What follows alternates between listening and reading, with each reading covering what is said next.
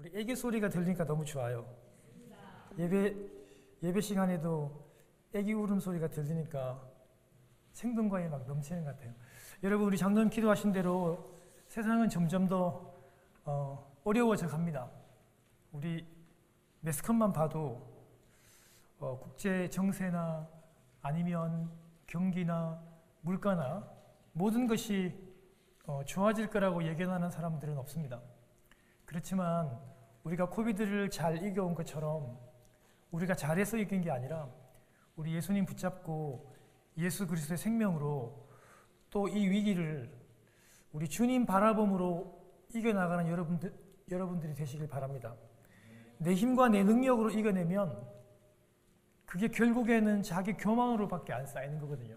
그래서 이 어려움에 주님 의지하는 저희들이 되었으면 좋겠습니다. 여러분, 세례 다 받으셨죠? 저도 1983년 11월 27일에 세례를 받았습니다. 저는 어릴 적에 저희 아버지가 독일 광부로 일하러 가셨기 때문에 그 당시만 해도 부모님들이 다 계셔야만 유아 세례를 줄 수 있다 그래가지고 저희 식구들 중에서는 저만 유아 세례를 받지 못했습니다. 저는 중학교 2학년 때 세례를 받게 되었는데요. 제가 이 설교 말씀을 준비하면서 정말 우리가 세례의 본질을 가지고 우리 생활 가운데 적용해서 살아야 되는데, 목사인 저도 아니면 우리 대부분 다 또 유아 세례를 많이 받았잖아요. 우리 입교를 물론 할 때를 생각하면 되겠지만 그냥 신앙의 아련한 추억 정도만 생각을 하는 경우가 많더라고요. 여러분, 세례는 신앙의 그런 추억이 아닙니다. 그런 감성팔이가 아니고 세례는 구원의 보증이며 능력으로 우리 삶 가운데 구원을 든든히 지탱하고 우리 삶 가운데 힘을 주는 정말 중요한 요소라는 것을 오늘 말씀을 통해서 저희가 다시 한 번 더 깨닫기를 원합니다. 혹시 가운데 세례 아직 안 받으신 분이 계신다면 여러분, 세례를 정말 꼭 받으셔야 됩니다. 예수님께서 이 땅에 오셔가지고요, 예수님께서 당신이 직접 요한에게 세례를 받았습니다. 그리고 예수님은요, 하늘나라로 승천하시기 전에 당신도 받으셨던 이 세례를 모든 족속으로 가서 제자를 삼고 세례를 반드시 주라고 명령까지 했습니다. 부탁하셨죠. 예수님은요, 세례 요한에 오셔가지고 물 세례를 받으려고 왔는데 세례 요한이 깜짝 놀랍니다. 예수님, 아니 제가 예수님에게 세례를 받아야지 어떻게 예수님이 저한테 세례를 받습니까? 극구 만류를 하는데요, 예수님이 이렇게 말씀하죠. 하나님의 의를 이루기 위해서 그렇게 해야 된다고 말씀합니다. 예수 그리스도는 하나님 그 자체입니다. 죄가 없습니다. 그럼에도 불구하고 하나님의 아들이신 그분이 왜 이 물 세례를, 죄인의 세례를 받으셨습니까? 그거는요, 먼저 예수님은 세례를 받으시는 목적이 하나님의 의를, 하나님의 의라는 것은요, 하나님의 말씀이고 구약에 나오는 그 모든 하나님의 예언입니다. 예언. 그 의를, 그 말씀을, 그 예언을 이루시기 위해서 자기가 세례를 받아야 한다고 말씀했습니다. 예수님이 받으시는 세례는요, 예수님 당신은 세례 요한이 말씀하신 것처럼 하나님의 어린 양입니다. 예수 그리스도 당신은 하나님의 어린 양으로서 직접 제물이 되어서 죽어서 모든 죄인들의 죄를 지고, 당시 제사장인 세례 요한의 아버지가 사가랴가 제사장이기 때문에 세례 요한도 여러분 제사장입니다. 그 아비야 계열의 제사장이죠. 세례 요한에게 지금 세례를 받고 계시는 겁니다.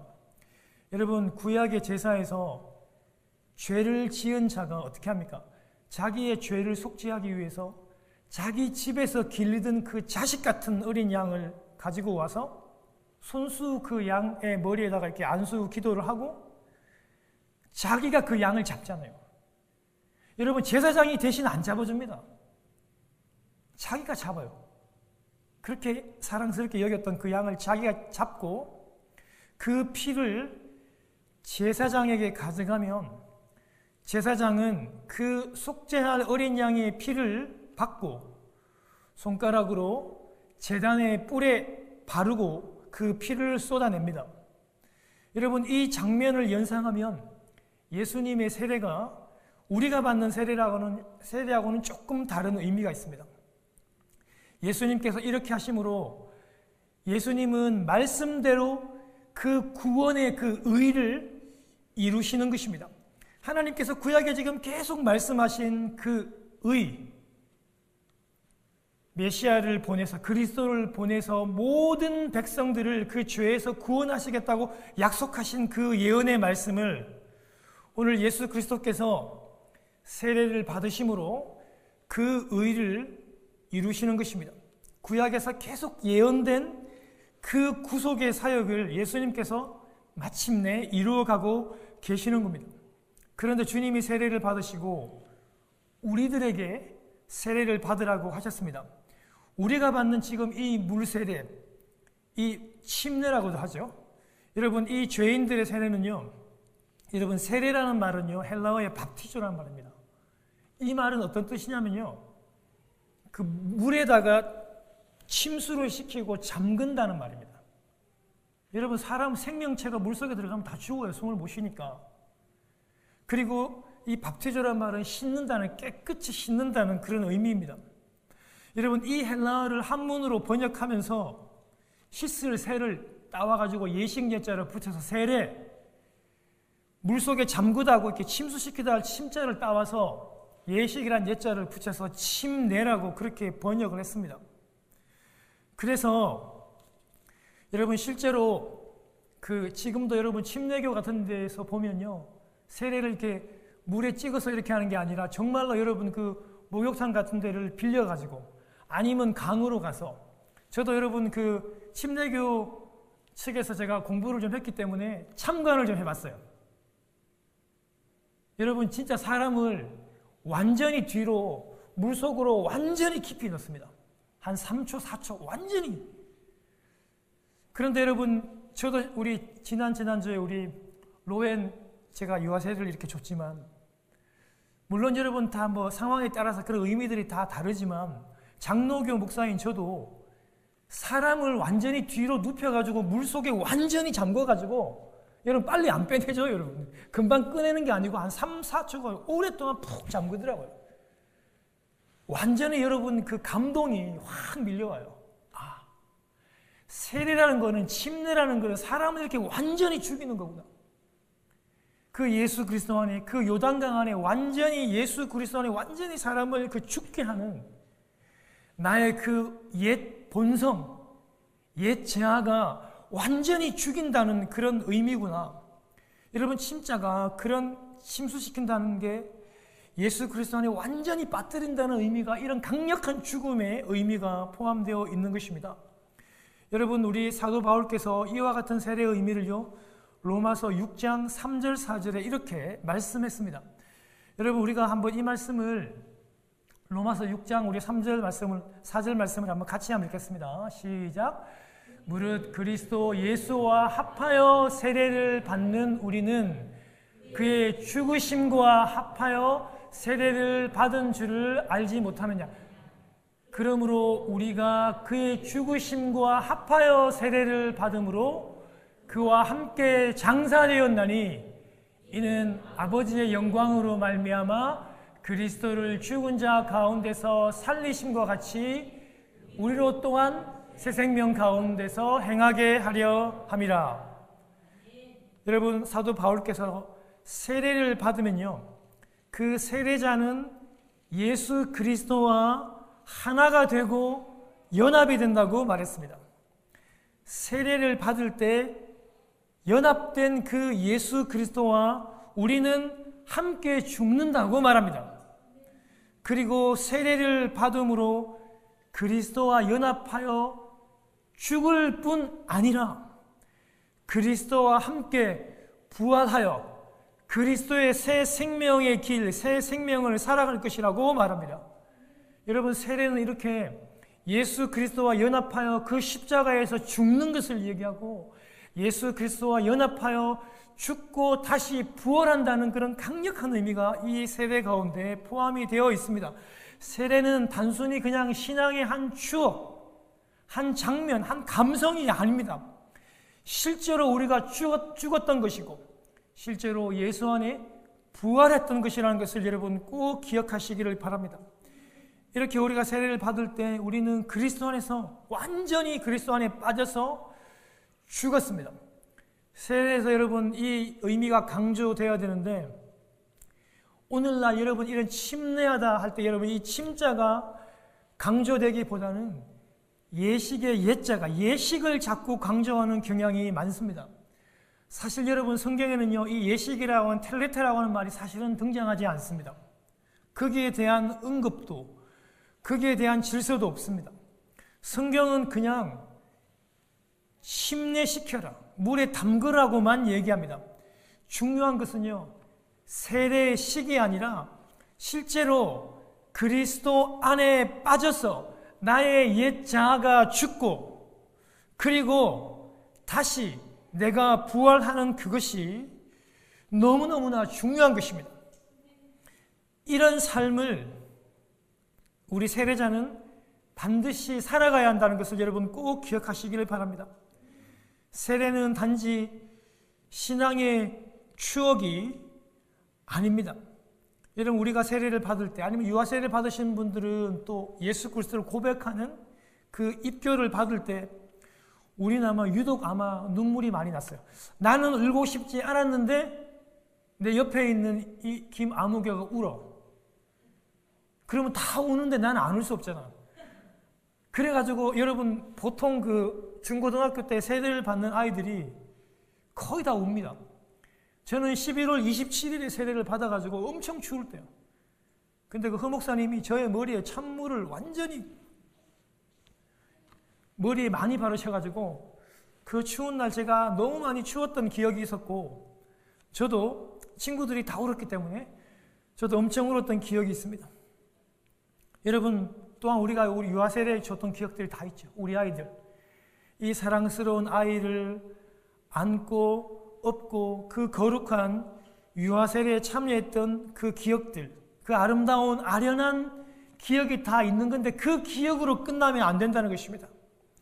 여러분 이렇게 세례 따로 구원 따로 세례 따로 믿음 생활 따로가 아니라 세례는 이 믿음 생활과 너무나도 밀접한 관계를 유지하고 있다는 것을 여러분 꼭 기억하십시오.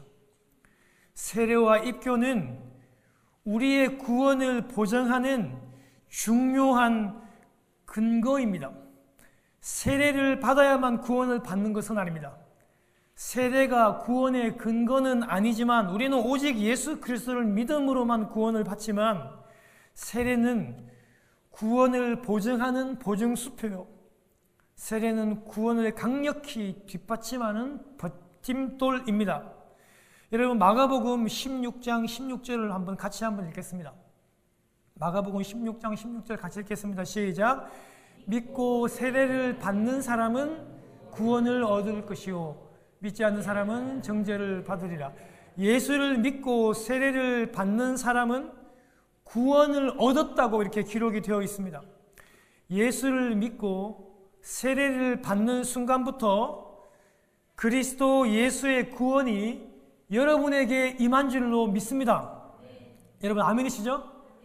여러분 세례 받을 그때 여러분이 알았던 몰랐던 상관없이 그때 예수 그리스도의 보혈의 피가 이미 그때 임했습니다.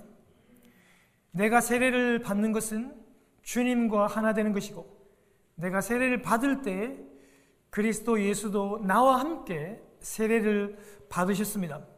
우리 인생을 살아가면서 낙심이 되고 힘들고 우울하고 외로울 때 여러분 그걸로 절대 안 끝납니다. 우리 믿는 사람들은 내가 우울하고 괴롭고 낙심이 되는 것으로 끝나는 게 아니라 사단은 반드시 우리에게 찾아와서 우리의 구원을 의심케 합니다. 너 구원 받았어? 과연 나는 구원을 받았을까? 여러분 이렇게 변함없는 이 이민의 삶 가운데 정말 매너리즘에 빠져가지고 매일 반복되는 생활, 매일 반복되는 예배, 매일 반복되는 그런 찬양이 여러분 지속이 되면 과연 내가 구원을 받았나? 구원을 받기는 한 것일까?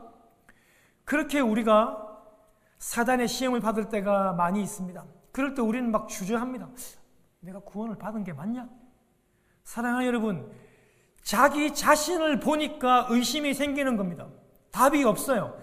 자기 자신, 흔들리는 내 자신을 보면 구원이 없어요. 나를 보고 구원받았다고 하는 생각, 여러분, 나를 보면요, 전혀 구원받은 것 같지가 않아요. 다 넘어집니다. 나를 보면 구원의 근거가 없어요. 그런데 그때 우리는요, 우리의 이 세례를 기억해야만 합니다. 내가 예수를 믿고 세례를 받았기에 구원을 받았지. 내가 세례를 받을 때 내가 예수 그리스도와 함께 연합했지. 내가 세례를 받을 때 그 예수 그리스도의 그 죽음에 나도 함께 죽고 나도 함께 살았지. 나도 함께 십자가에서 죽었고 내 옛자가 다 죽고 그때 나도 부활했지. 여러분, 그 세례를 기억해야 한다는 것입니다. 내가 예수를 믿고 세례를 받을 때 나와 하나 되신, 연합되신 예수님도 나와 함께 세례 받았다는 것을 여러분 꼭 기억하시기를 바랍니다. 내가 세례 받았을 때 그리스도 예수의 그 피가 내게 뿌려지고 내게 덧입혀졌습니다. 그 피를 내가 지금 인지하지 못했던 했던 상관없이 그 당시에 세례를 받을 그때 예수 그리스도의 보혈이 여러분에게 뿌려졌고 여러분은 구원을 받은 것입니다. 여러분, 우리 어린아이가 갓난아기가요, 여러분, 저는 교회 갈 때마다, 사역지 갈 때마다 하영이하고 저하고 닮았다는 얘기를 진짜 많이 들어요. 어떤 사역지에는 그냥 물어보지도 않아요. 하영이하고 제가 같이 걸어가면 당연히 그냥 그 아빠의 그 딸이라고 생각을 해요. 여러분, 어린아이가 태어나서 이 어린아이가 자기와 아빠가 닮았다는 것을 잘 모릅니다. 인지를 못합니다. 그 아빠의 DNA가 들어있는지 들어있지 않는지, 그 아빠의 성격이나 자질이나 외모가 IQ가, EQ가, 감성이 들어있는지 안 들어있는지 몰라요. 그런데요, 그 아버지의 그 아들이고 그 딸입니다. 그 애가 그걸 인지하든 인지하지 못하든 그 아버지의 유전자 DNA가 이 아기에게 들어 있습니다. 물어보지 않아도 그것은 당연합니다. 알아차리지 못해도 그거는요, 당연한 것입니다. 마찬가지입니다. 우리가 세례를 받을 때 아니면 지금 잘 인지를 못해도 우리는 세례받는 그 순간에 주 예수 그리스도와 내가 연합되고 내가 함께 죽고 예수 그리스도와 함께 죽고 내가 예수 그리스도와 함께 부활하여 나의 구원이 그때 임하셨음을 기억하시기를 바랍니다. 믿으시기를 바랍니다. 이거는 여러분 사실이에요. 여러분이 아무리 부인해도 아무리 아니라 해도 이건 변할 수 없는 진리이며 사실입니다. 사랑하는 여러분, 참으로 내가 받았던 예수 그리스도와 함께 받았던 이 세례는요, 우리의 모든 죄를 씻어내는 세례입니다. 우리 여러분, 죄라는 거를 우리는 그냥 막연하게 생각할 때가 많아요. 푸틴 같은 사람들 진짜 잔인하죠. 얼마나 지금 그 러시아 군인들이 우크라이나에 있는 민간인들에게 행했던, 너무 잔인해요. 여러분 그 사람 죽이고 고문하고 뽑아낸 여러분 틀리가 여러분 그 완전히 무슨 사람이 아닌 것 같아요. 그런 푸틴을 보면 정말 죄인인 것 같아요. 훔치고 때리고 상처를 주는 것도 여러분 죄입니다. 전쟁을 이런 것도 죄에 맞습니다. 그런데요, 그렇게 간단한 거 말고 여러분, 이 죄는요, 상상하기 힘든 죄의 위력이 있습니다. 파괴적인 여러분 그런 죄가 능력이 있어요. 여러분, 죄가 에덴 동산의 모든 진설을 다 깨뜨렸습니다. 완벽한 하나님과의 우리와의 관계를 다 파괴시켰습니다. 인간의 본질을 다 깨어내어 버렸습니다. 하나님과 우리와의 관계를 완전히 원수받는 관계로, 저주받는 관계로 전락시켰고 우리의 모든 기쁨과 우리의 모든 행복들을 다 강탈해 갔습니다. 그게 죄입니다. 그런데 우리가 세례를 받았다면요, 그리스도 예수가 우리와 함께 세례를 받으셨기 때문에 그리스도 예수께서 십자가에 이루신 그 모든 고난과 부활의 능력과 공로를 우리가 모든 동시에 누리기 때문에 우리의 죄가 깨끗하게 사해진 줄 믿습니다. 할렐루야. 여러분, 그래서 우리 안에 이런 죄사함들이 일어났습니다. 그리고 여러분, 일어납니다. 그리고 에덴의 모든 깨어진 그런 질서들이 회복이 되고 하나님과 원수되었던 모든 관계들이 회복됩니다. 여러분, 진짜 한번 곰곰이 한번 생각해 보세요. 진짜 곰곰이. 여러분, 제가 목사끼리 갈등이 생길 때도 진짜 힘들더라고요. 아니, 평생에 하나님 일한다고 목사님들끼리 모였는데 그 안에 갈등이 생겨요. 너무 싫어. 그냥 보기도 싫더라고요. 정말 너무 상식적이지 못하더라고요. 저도 엄청 실망하고 막 사역 자체가 막 회의가 들어요. 여러분, 예수 믿고 같은 목사끼리도 그래요. 사람과 사람끼리, 교인과 교인끼리도 여러분 원수되면요, 관계가 깨어지면요, 죽이고 싶을 만큼 미워집니다. 그런데요, 하나님과 우리와의 관계가 죄로 인해서 원수지간이 되면요, 그건 진짜 여러분 지옥이고 저주예요.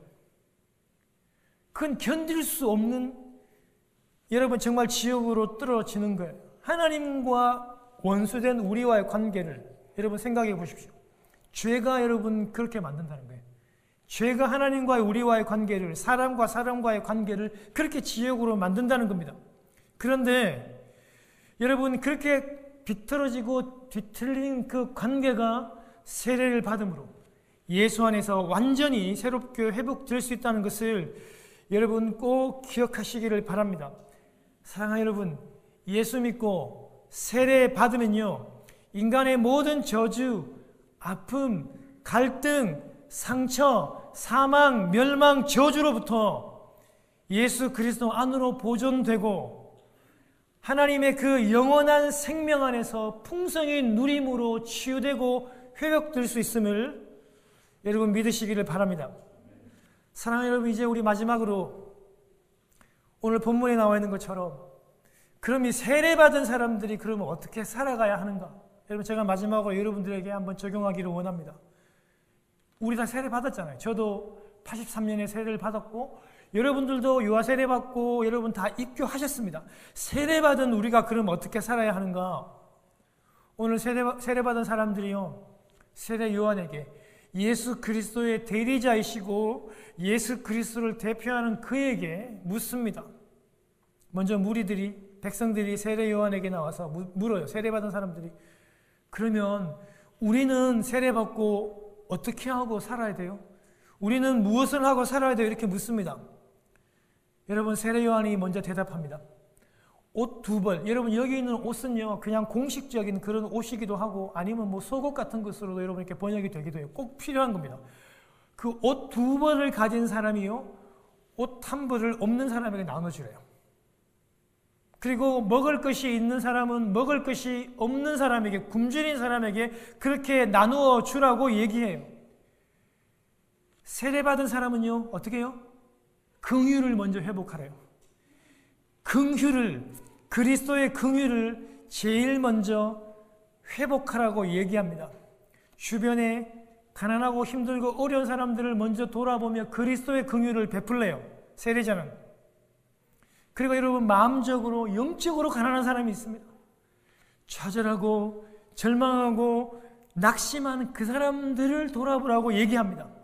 우리가 물질적인 것이 아니면 위로하는 것이든지 이런 긍휼을 잊지 않는 여러분들이 되시기를 바랍니다. 사랑하는 여러분, 오늘날 가장 큰 현대의 문제가 뭡니까? 교회이든 사회이든 가장 큰 문제가 뭡니까, 여러분? 나밖에 모르는 거예요, 나밖에. 내 거, 내 가족의 거, 내 지역 공동체의 거, 내 교회의 것, 그냥 내 거밖에 몰라요. 내 것, 내 것, 내 것. 이것이 오늘날 가장 큰 문제입니다. 사랑하는 여러분, 내가밖에 모르는, 내 가족밖에 모르는, 내 교회밖에 모르는 이런 이기주의와 집단 이기주의가 오늘 나를 휘감고 있습니다. 여러분, 이것은 절대로 하나님으로부터 온 것이 아닙니다. 타락한 본성으로부터 왔어요. 여러분, 나누십시오. 이거 훈련 받아야 돼요. 여러분, 세례받은 자가 제일 먼저 해야 되는 게 긍휼의 마음으로 베풀고 나누는 겁니다. 무엇이든지 상관없어요. 어떤 금액이든지 상관없어요. 우리는 긍휼의 마음으로, 그것이 물질이 되었던 위로가 되었던 반드시 나누는 저희들이 되어야 한다는 것입니다. 사랑하는 여러분, 오늘 갈라디아 여러분 3장 27절에 보면요, 여러분 한번 우리 같이 한번 읽어볼게요. 오늘 여러분 이 옷을요 우리가 영적으로 한번 해석하면 한번 같이 읽겠습니다. 시작. 누구든지 그리스도와 합하기 위하여 세례를 받은 자는 그리스도로 옷 입었느니라. 여러분, 세례받은 사람은요, 저와 여러분들은요 그리스도로 옷 입은 사람입니다. 할렐루야. 예수를 믿고 세례받은 사람들은요, 우리가 예수 안으로 침례받고 잠기고 세례받았으면요, 우리는 그리스도로 옷을 입은 사람들입니다. 여러분, 그리스도로 옷 입은 사람이 여러분 무엇이 부족하겠습니까? 두 벌 가졌으면 나눠주십시오. 그리스도로 옷 입은 우리는요 아무런 부족함이 없는 것입니다. 여러분, 다음으로 이 세리들과 이 군인들이요, 여러분 잘 알죠? 그 당시에 여러분 세리들이 로마 황제를 추앙하고 섬기고 그들의 배를 불리는 사람이었죠. 물론 자기들의 배를 불리기도 하고 세금을 그냥 엄청 먹여가지고 자기도 많이 떼먹고 했던 그런 사람들이죠. 군인도 마찬가지예요. 가난하고 힘든 사람들을 억압하고 괴롭히고 고소하고 가난한 백성들을 착취했던 그런 악질들입니다. 이런 사람들이 세례받고 와서 묻습니다. 선생님, 우리는 무엇을 해야 됩니까? 여러분, 요한이 얘기합니다. 너희들을 배를 채우려고 많은 세금을 거두지 말라고 얘기합니다. 사랑하는 여러분, 자기의 받는 그 봉급으로 군인들에게 만족하라고 얘기합니다. 우리의 대장 되신 예수 그리스도가 군사로 따르는 우리에게, 세례받은 우리에게 봉급과 급료를 주시는 대장이십니다. 사랑하는 여러분, 예수 그리스도께서 우리에게 월급을 주고 봉급을 주는데 무엇이 부족하겠습니까? 사랑하는 여러분, 내 안에 예수 그리스도의 보물이 담겨져 있는데 무엇이 부족하겠습니까? 내가 예수 그리스도로 옷 입고 있는데 무엇이 모자라고 부족합니까? 전혀 그렇지 않습니다. 사랑하는 여러분, 왜 뺏고 왜 강탈합니까? 그건 내 안에 뭔가가 부족하고 허하고 없기 때문입니다. 세례 받으시고 우리가 예수 그리스도 안으로 완전히 들어가서 죽고 완전히 살았다면 우리는 우리 안에 예수 그리스도의 그 보물 되신 예수 그리스도가 우리 안에 있는 것이고, 우리는 예수 그리스도로 옷 입은 자들이기 때문에 우리는 전혀 부족하지 않습니다. 그래서 우리는 그 긍휼함으로 우리는 이웃들에게, 우리의 가족에게, 아니면 정말 우리가 뭐 사귀고 있는 사람들에게 그런 긍휼을 물질로든 위로든 화해든 여러 가지 것들로 나눌 수 있는 것입니다. 이번 한 주간 동안도 이런 그리스도의 긍휼로 세례받은 자로 살아가는 여러분 되시기를 주님의 이름으로 축원합니다.